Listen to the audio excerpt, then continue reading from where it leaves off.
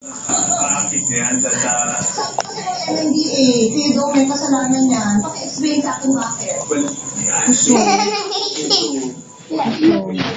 kami bahagi na isang pamahalaan. But again, umuulan ang ating ekonomiya. Within 25%.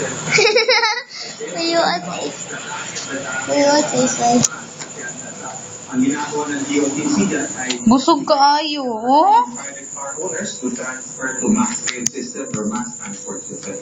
Okay, pero yung sa airport naman. Ano? Good news ng konti. Sabo. Sabihin nila, ano nakapamalas Ayaw ba? sa tatay niya. Tapos sila,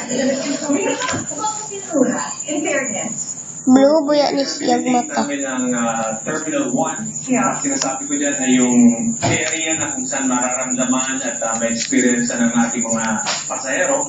It should be done by katapusan ng Pebrero next year and the complete rehab done by... Hello!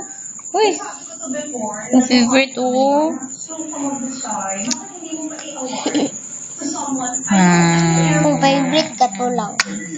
Kato o kani. Mention of kani. Pending project right wala now. pa. Di ba yung diba?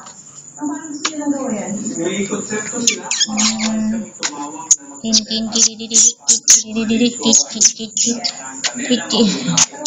Sabo, G. may director kung bakit ayaw nila mag-present. Hindi nila insist kung bakit Ah, ayaw busog ka nila, uy. Ako naman kasi I went to Protein Arena, yung ginawa ng mga litigation season. Simple ko after, sana sila na mag-bid para sa airport kasi ang bilis nila natapos, tapos ang ganda-ganda. And then, 9 billion pesos to spend on that.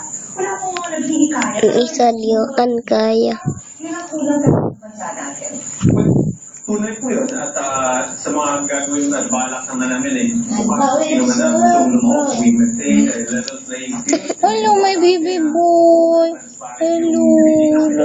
Yun at walang sa talaga yung successful bid na alam nilang wala kang tinipilingan o favor contractor. Kaya wala. Nagampo na ng isa, oh. Uy, napag-ampo. This morning lang ay nag-briefing din sa Malacanang sa ating Pangulo kung ano yung balak namin sa NAIA, sa CLART at sa New Gateway hopefully to the summer point.